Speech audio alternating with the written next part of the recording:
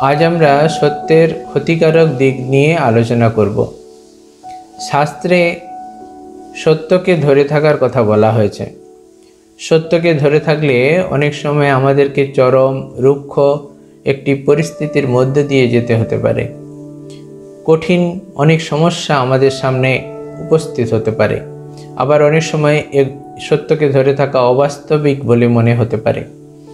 জ্ঞাতসারে আমাদের হৃদয়কে শ্মশানে পরিণত করতে হতে পারে। মৃত্যু ভয় পর্যন্ত আসতে পারে। জীবন মৃত্যুর মধ্যে যে আসক্তি ব্যবধান সৃষ্টি করে তা অনেক সময় পীড়া দেয়, সে ভয় সৃষ্টি করে, সেগুলিকে পর্যন্ত পরিত্যাগ করতে হতে পারে।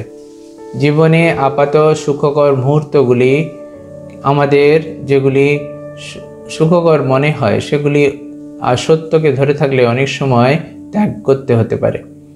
স্বপ্নভঙ্গ হতে পারে, আমাদের আবেগ সৃষ্টি করে যেগুলি সেগুলিকেও পর্যন্ত ত্যাগ করতে হতে পারে।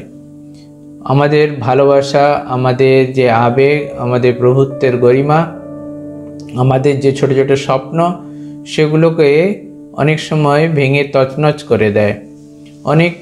অনেক সত্য অনেক সময় এগুলিকে ভেঙে দেয়। খারাপ বলে মনে হলেও এগুলিকে ত্যাগ করতে হতে পারে।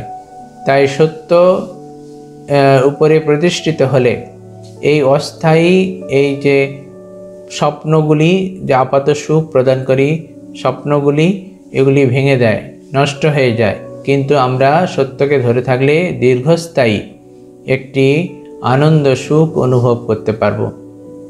আমাদের অনেক সময় হৃদয়টা হয়তো এই নির্দয় করতে হতে পারে, ঘষে মেজে আমাদের হৃদয়টিকে সত্য এবং শুভ্র নির্মল করে তুলতে হবে, যাতে সত্যের উপর প্রতিষ্ঠিত করা যায়। তারপরে আমাদেরকে পুরুষ জনচিত এবং আপোষহীন একটি মানসিকতা তৈরি করতে হবে। দুর্বলতা কখনো সত্যের জন্যে নয়, সেখানে কপটতার দ্বারাও আবার সত্যকে লাভ করা যায় না।